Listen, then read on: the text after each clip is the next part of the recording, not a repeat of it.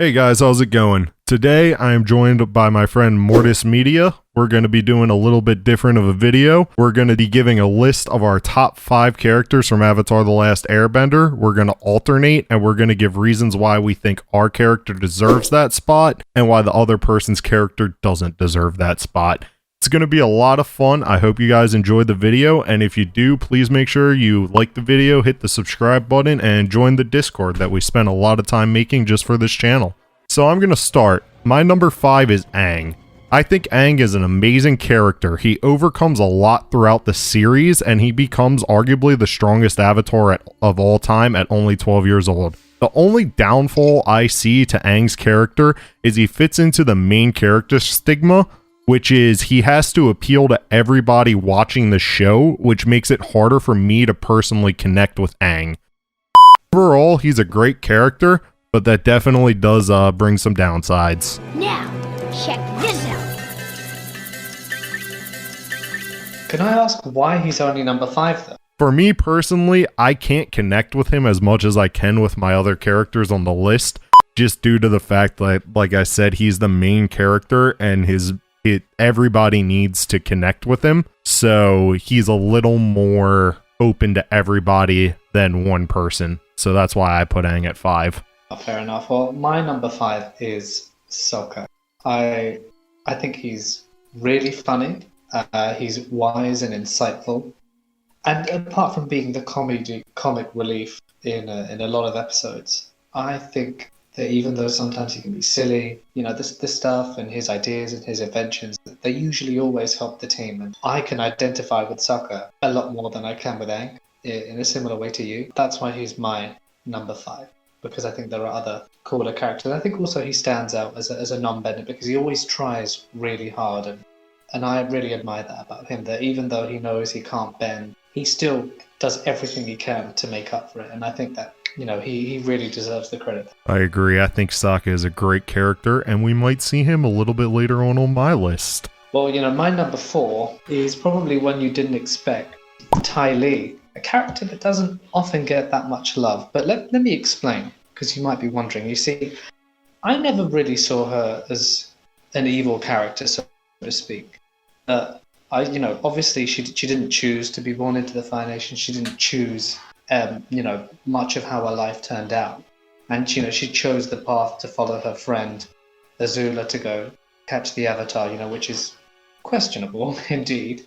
But I think, her positive attitude, and again, just being a non-bender and just really just trying her best to compete with everyone else with these cool abilities really is something that I admire and that I think is really cool. And I think she's often overlooked, and I just think she's pretty cool she just stands out for me. I really like that analysis, and something I've actually considered a lot is that the Fire Nation isn't inherently evil.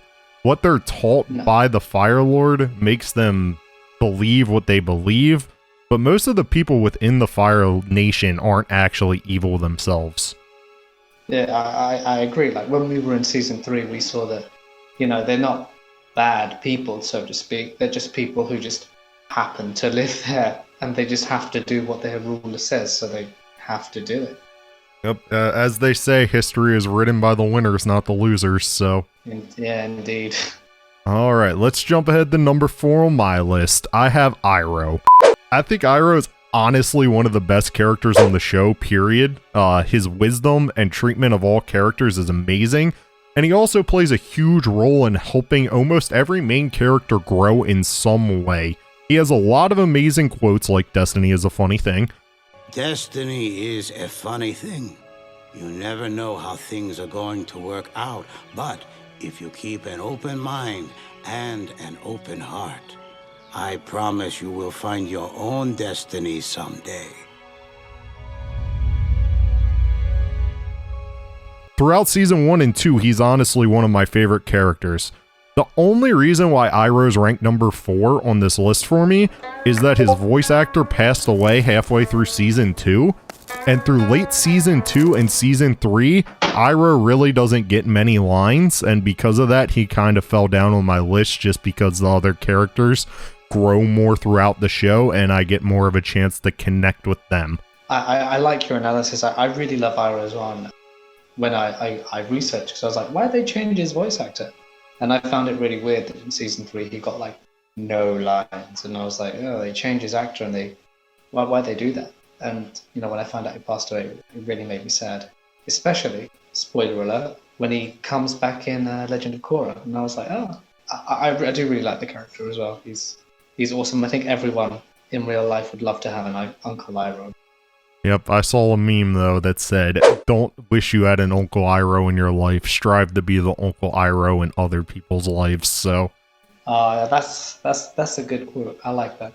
yep, it's very wholesome. All right, for number 3, I have Toph. I think Toph is an amazing character, and she's very unique in the sense that she never changes as a character. All the other characters like Katara, Sokka, Aang, Zuko, we see massive character growth throughout the show, and they change into completely different characters. But Toph is the rock of the show. You get what I did there. Yeah. She's blind, and she's the most powerful Earthbender in the entire series. I am the greatest earthbender in the world. Don't you two dunderheads ever forget. She's ignorant and hilarious. She does whatever she wants to do and doesn't care what anybody thinks of her. And she never changes, like I just said. I don't know why I repeated myself. Yeah. Even in Legend of Korra, spoiler alert, she is the same character. Oh, yeah. Exactly the same. And my number 3 is also Toph. Oh, man. Yeah, I know. For similar reasons. I think there are just a few more cooler characters than her, but she's always been one of my favorites. Her stubbornness, her resilience to change. I think I might disagree with you with saying that although she doesn't change in a big way, I would say the only way she really changes is possibly becoming a bit more mature and kind of accepting like a new family unit. Because when we first met the character, she was very stubborn, and she was like, I'm me, I do everything myself. And if we jump forward to season 3, specifically the episode The Runaway, we see that bond, with Katara, which is a character she often clashed with, and Saka, they start to gel a bit more and feel a bit more like a surrogate family. And I think, although she pretty much stays the same, that, she does become a bit more family-oriented with her new pseudo-family. And I like that. The small but subtle character development from her part. That is actually a really great realization. She does actually grow a lot to become part of the team, and instead of just being concerned with pulling her own weight, she's concerned with the entire team.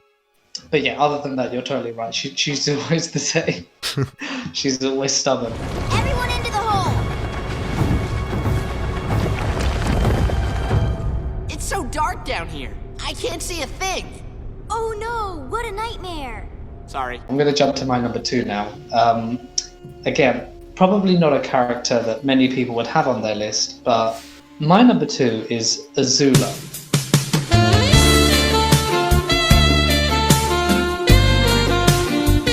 Now hear me out, because I know a lot of you are like, what? But she's like legit evil. And although she is pretty messed up, I'm not going to deny it.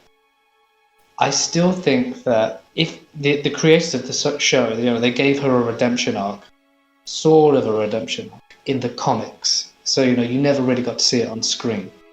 But if we're still just talking about the character on screen, I still think that the way that she's just so consistent in her hunt is always just the way she's so clever, so conniving, just constantly fighting to get what she wants, and she's so sneaky and manipulative. I think I think there's something really cool about how she's just so successful at pretty much everything she does. And one thing I've always liked about her is just her absolute flair when it comes to lightning bending, which, she does pretty much more than fire bending. It's just like, I think she's the best lightning bender on both seasons, because we didn't really get a real exclusive lightning bender in Legend of Korra. It's not seasons, both shows. I think that's something that I find really cool.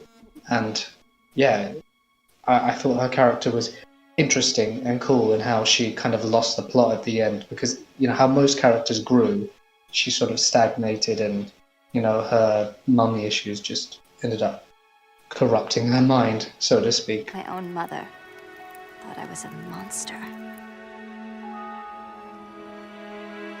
She was right, of course, but it still hurt. So yeah, I just think that, not all characters have to be good to be interesting. I'll agree with you. I think Azula was a great character, and she was definitely where my attractiveness to toxic women started in my lifetime, so that is the one negative thing. But let's go on to my number 2. As I mentioned earlier, Saka might be making an appearance on my list, and he comes in at number 2. This is because Saka is a character I connect a lot with. He's an amazing character because he doesn't have bending. Hurry up, Saka! Just a guy with a boomerang. I didn't ask for all this flying and magic. But he figures out a way to be useful even without the bending, as Mort said earlier. He becomes the greatest leader on the show, and he's a charismatic guy who isn't afraid to connect with his feminine side a little bit, which is hilarious and great. But in the final battle, he finds ways to defeat many powerful benders without having bending himself, just through the use of swords and other, things that normal people could use, which makes him such an interesting character in my opinion. I totally agree. Like I said at this earlier, Saka is on my list, and he always just makes up for it in his own unique way, and you've got to love that about him and respect that. Yep. Alright, let's get on to number 1s on the list. My number 1, I'm sure a lot of people see this coming because I've said it in both of my videos so far, is Zuko. This character, to me, personally, is the closest thing to a perfect character that I've ever seen in a show. He goes through the most meaningful character redemption arc I have ever seen in any show I've ever watched. He's such a good character. Even when he's a bad guy, you can tell that he cares about people, and he doesn't want to be evil. It's just he's trying to be what his father wants him to be. And that's the other thing you really learn through Zuko's story, is that you have to be your own man in life. No one chooses your destiny except for you, and I feel like that is such a powerful lesson for young minds to learn, and older people alike, that makes him such a strong character. I've got to agree with you. I think Zuko is a really, really well-written character, well-rounded, and he's the one who grows the most out of all other characters. He really does just grows up, and he really, the fact that he has to change sides at the very end, and he has this huge internal struggle just because of everything that's going on in his life. It's really relatable to like any angsty teenager who feels misunderstood or feels like they're going down a path they don't want to go down. And yeah, I love Zuko, but he isn't my number 1. It's actually Katara. Oh man, that's a good choice though. Yeah, I think ultimately, Katara did do a lot of growing up as well. I love the fact that she's a surrogate mother to the team, that she's always there for everyone. She's been quoted to be like super motherly and stuff, which is true, but I feel like the team of, young teenagers really needed that mother figure, someone to watch out for them and tell them to do stuff. But it's also her growth, because, at the start she was young, her water bending was really, really bad. And it's good to see someone progress from terrible bending to, really boss level bending. Because I think that she's the only character we get to see that progression for, because obviously Aang, when you're introduced to him, he's already a master airbender. Toph, also master earthbender, and she's the only one that we get to see actually progress, and the difficulties and challenges they face along the way just to learn, and learning on the run as well to improve. And I think that's cool, because that's part of the story that is often missed. It's like, well, when do you learn? Like, is it difficult? And yeah, it is. We get to see the hardship along the way, along with all the other stuff she has to go through. Yeah, I just think that she was a really well-written and well-rounded character. And even though she held such a huge hatred towards the guy who killed her mum, like at the very end of season 3, she just kind of, even though she finds him and tracks him down, she decides that it's not worth killing him. He's just not worth it. And you know, she does her last stage of growing up and becoming the person she's meant to be by making these decisions herself and becoming her own woman. So, you know, in a similar way to Zuko. I'll agree. She is definitely very similar to Zuko, and I love her story progression as well. She just didn't make it onto my list because I personally felt like I connected with the characters I chose a little bit more. Now that's cool. One thing I noticed is that I had 4 women and 1 guy, and you had 4 guys and 1 woman. So, you know, it's interesting. We both picked very different characters, only 2 overlay. Yeah, it definitely made for a very interesting conversation and debate. Oh yeah, yeah. Well, maybe we can have this conversation again about Korra if we ever wanted to, because I also really like that series, even though it's quite different to The Last Airbender. I really like where they took the show, and I know it's not the most popular opinion, but I do like it. Alright, we'll have to get together to do that in the future. But alright guys, that's all we got time for today. I hope y'all enjoyed the video. Go show Mortis Media some love on YouTube. I'll put his link in the description below. It was amazing of him to do this with me, and I really appreciate it. But yeah, until next time, Cinematics signing out.